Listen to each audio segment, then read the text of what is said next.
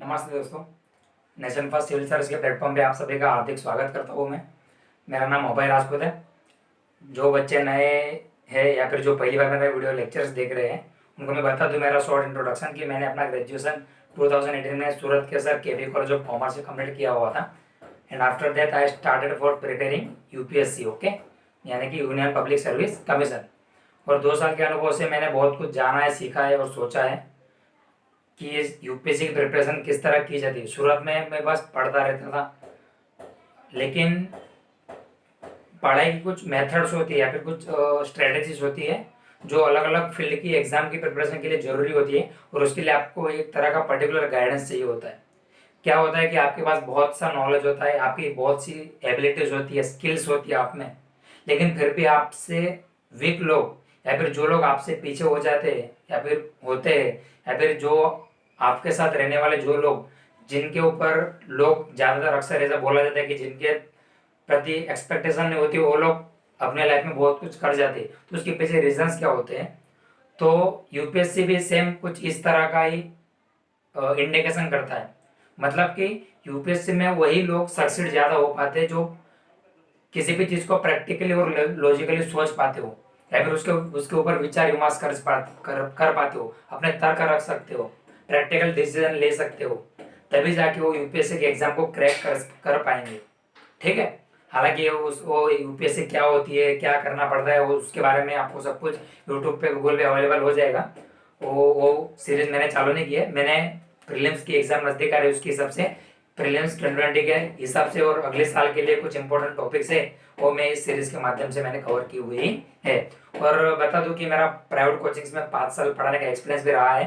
तो लॉकडाउन के कारण क्या है कि सब कुछ बंद हो चुका है, तो क्या होता है कि घर पे पूरे दिन बैठ के पढ़ पढ़ कर हम बोर हो जाते हैं। तो कुछ नया करें या फिर हम हमेशा एक्टिव रहे, इन्वॉल्व रहे, जिससे कि हम एनर्जेटिक रहे।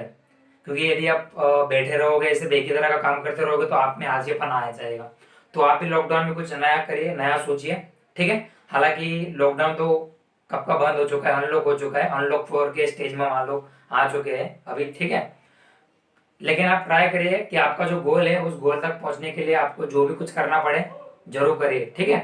तो चलो, हमारा जो लास्ट टाइम जो टॉपिक रह गया था, मैंने कहा था कि वीडियोस में छोटे छोटे पार्ट्स में बनाने की सोचता हूँ हर बार, लेकिन वो एक्सप्लेनेशन के चक्कर में इतने लेंदी हो जाते हैं कि शायद बहुत से बच्चों को ऐसा लगता होगा कि ये वीडियो बहुत लेंदी है, तो देखने का मतलब होता नहीं। और ऐसा होता भी है, साइकोलॉजी के हिसाब से देखे तो ज़्यादा लंबी वीडियो देखना कोई प्रीफर नहीं करता है। जैसे कि 10 मिनट का, ज़्यादा से ज़्यादा 12 मिनट का, 8 मिनट का वीडियो होता है तो लोग उसको देख के छोड़ देते। मतलब अच्छा रहता है कि छोटे छोटे वीडियो स्टूडेंट्स देखना प्रीफर करते हैं, बजाय कि आधे घंटे 40-45 मिनट के, 1 घंटे के। लेकिन वो वीडियोस यूपीएससी के स्टूडेंट्स के नाते आपको देखने चाहिए, लेकिन वो मेंस के हिसाब से।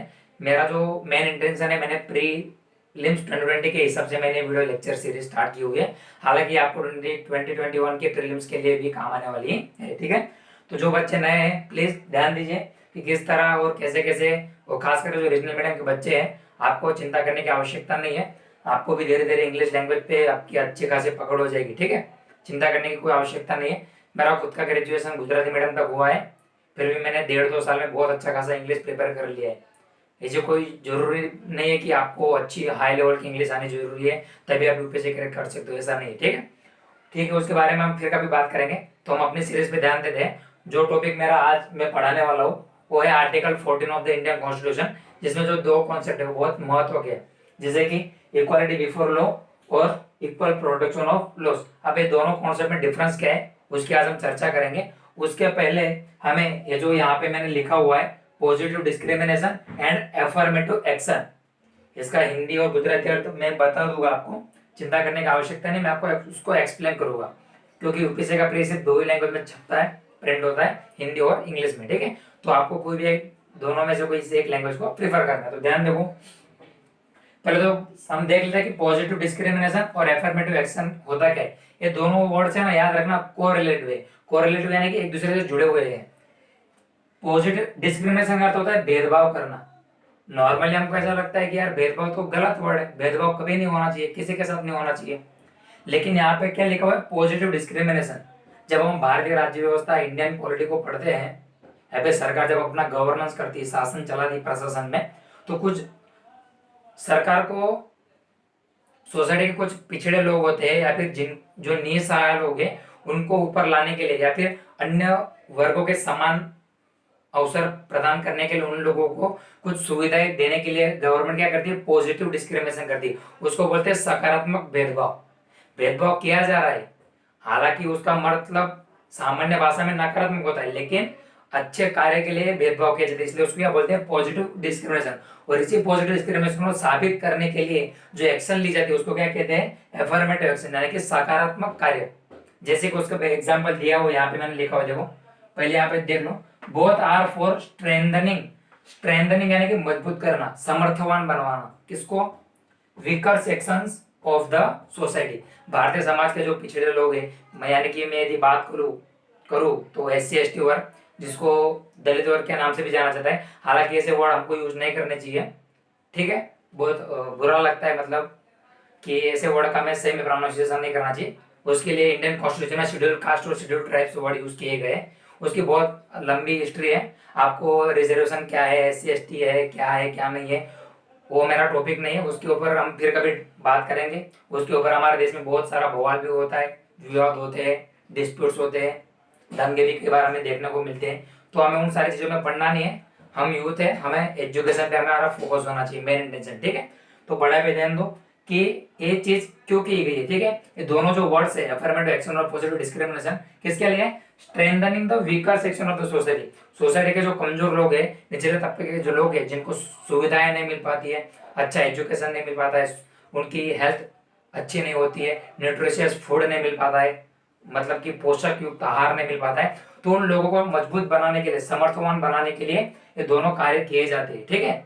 तो ये दोनों चीज गलत नहीं है। तो डिस्क्रिमिनेशन इस कंटेक्स्ट में, इस संदर्भ में किया जाता है। देखो एग्जाम्पल के लिए आपको दिया गया है रिजर्वेशन, जैसे कि आपको मालूम होगा, हालांकि कभी कभार हम न्यूज में आप देखते भी, और अभी मुद्दा भी चल रहा है पिछले कुछ सालों से या फिर कुछ महीनों में, कि आरक्षण मुक्त भारत, या फिर आरक्षण की जो क्या सच्चाई है भारत में, कि आरक्षण के नाम पे हमारे देश में लोगों ने बड़ी बड़ी पार्टियां खड़ी कर ली है, ओके, जाति के नाम पे पार्टियां खड़ी कर ली है। हालांकि कॉन्स्टिट्यूशन में खुद साफ साफ लिखा गया है कि कोई भी इंसान जाति के नाम पे पार्टी नहीं बनाएगा, फिर भी हमारे देश में जाति के नाम पे पार्टियां है, लेकिन वो अलग मुद्दा है, और डिबेट का एक मुद्दा है, हमें डिबेट नहीं करना है, हमें फ्री के हिसाब से पढ़ना है, सिर्फ समझने के लिए, ठीक है। जो नए बच्चे वो लोग खास ध्यान दीजिए कि किसी भी वर्ड्स का हमें एजुकेशन के पर्पज से या फिर हमें एग्जाम के पर्सपेक्टिव से किस तरह उसको एक्सप्लेन करना है या फिर समझना है, जिससे कि हम एग्जाम में मेंस के आंसर राइटिंग अच्छे से लिख पाए, ठीक है।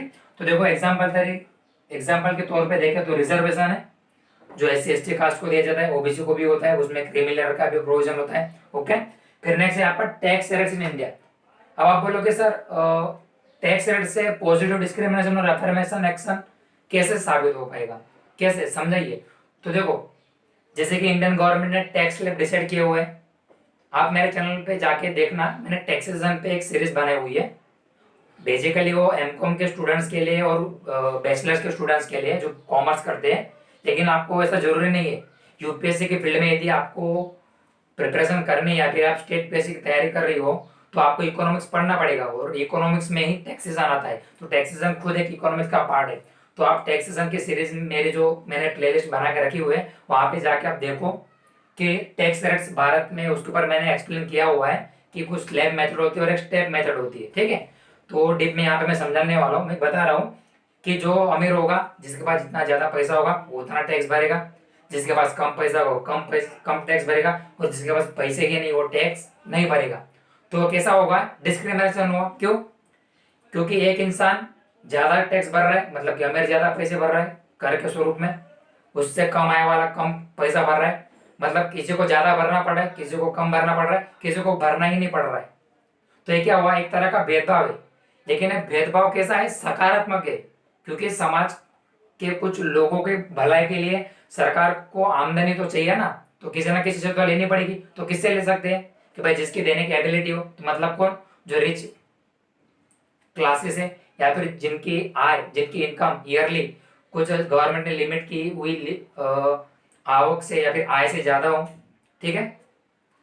तो इसी को इसलिए क्या बोला जाता है, जो टैक्स रेट है 5%, 12%, 18% और 30% का जो स्लैब बनाया गया है टैक्स में, तो ये क्या एक तरह का पॉजिटिव डिस्क्रिमिनेशन है, और उसी के बेस पे क्या लिया जाता है, अफर्मेटिव एक्शन। तो समझ रहे हो आप दोनों का मतलब क्या होता है। देखो इंडियन पॉलिटी सिर्फ रटने का नहीं है, समझने का भी है। हालांकि नए बच्चों के लिए मैं इतना डीप में समझा रहा हूँ, ठीक है। ये सारी चीजें जब तक आपको समझ में नहीं आएगी कि अफर्मेटिव एक्शन क्या होता है, पॉजिटिव डिस्क्रिमिनेशन क्या होता है, रिजर्वेशन क्यों है, तो ये उसके लिए आपको बहुत सा पढ़ाई करना पड़ेगा, रिसर्च करना पड़ेगा, समझना पड़ेगा। अलग अलग लोगों के, सोसाइटी के, अपने फ्रेंड्स के व्यूज आपको जानने पड़ेंगे, उसके ऊपर विचार विमर्श करना पड़ेगा। ऐसे नहीं कि अनपढ़ गवार की तरह हाँ इसके ऊपर ब्लेम कर दिया, उसके ऊपर ब्लेम कर दिया, ये सिस्टम गलत है, वो सिस्टम गलत है। आप यूथ हो, आप पढ़ रहे हो, तो आपको खुद को अपना दिमाग लगाना है, खुद के रिसर्च करनी, स्टडी करनी, ठीक है। तो देखो, तो क्या है, दोनों कैसे, अफर्मेटिव एक्शन, जैसे कि मैंने बताया कि पॉजिटिव डिस्क्रिमिनेशन रिजर्वेशन है, और उसका अफर्मेटिव एक्शन क्या है, यही कि टैक्स रिजर्वेशन देने का और टैक्स रेट्स को हिसाब से, आवक के हिसाब से बांट देना। समझे आप लोग। तो अभी यदि आपको इस कॉन्सेप्ट क्लियर हो गया, दोनों पॉजिटिव डिस्क्रिमिनेशन और अफर्मेटिव एक्शन, तभी जाके आप समझ पाओगे कि नेगेटिव कॉन्सेप्ट क्या होता है और पॉजिटिव कॉन्सेप्ट क्या होता है, ठीक है। तो देखो, इक्वालिटी बिफोर लॉ एक कैसा कॉन्सेप्ट है, नेगेटिव कॉन्सेप्ट।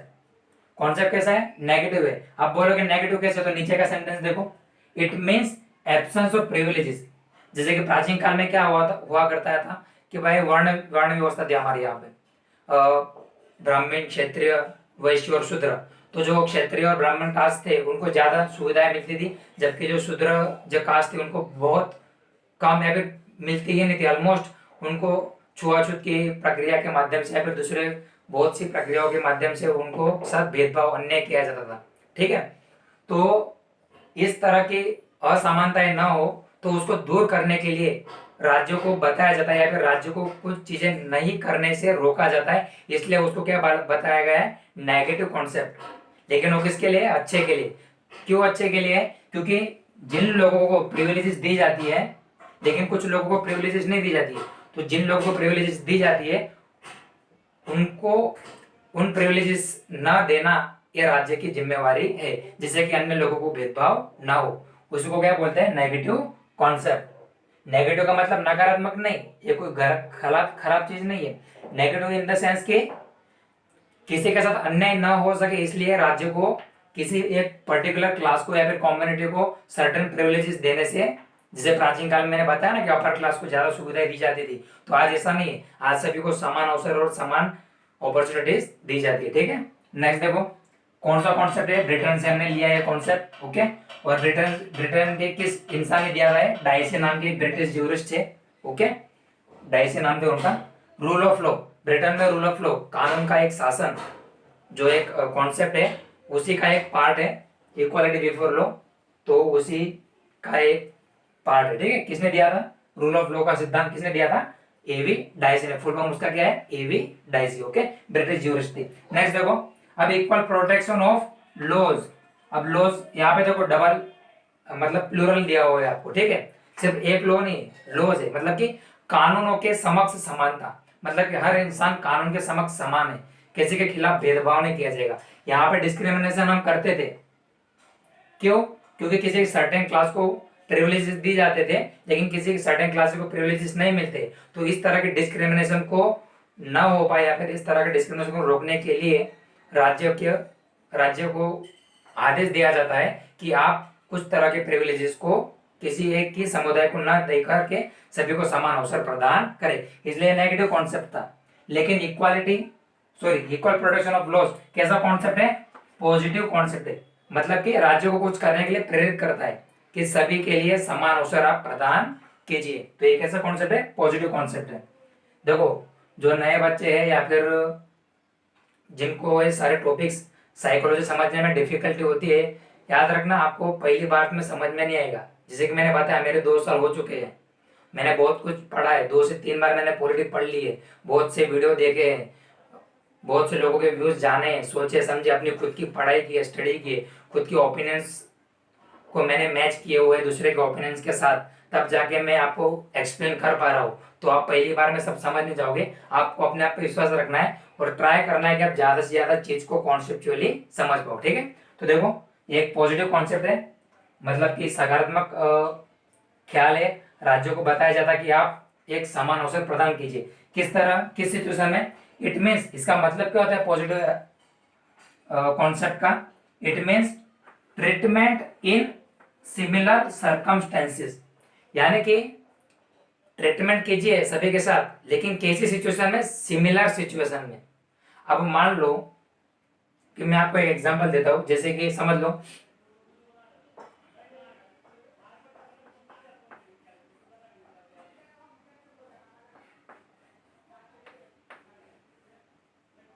फ्रेंड्स, मैं इमेज ड्रॉ करता हूं, तब तक 2 सेकंड के लिए आप स्क्रीनशॉट ले लीजिए।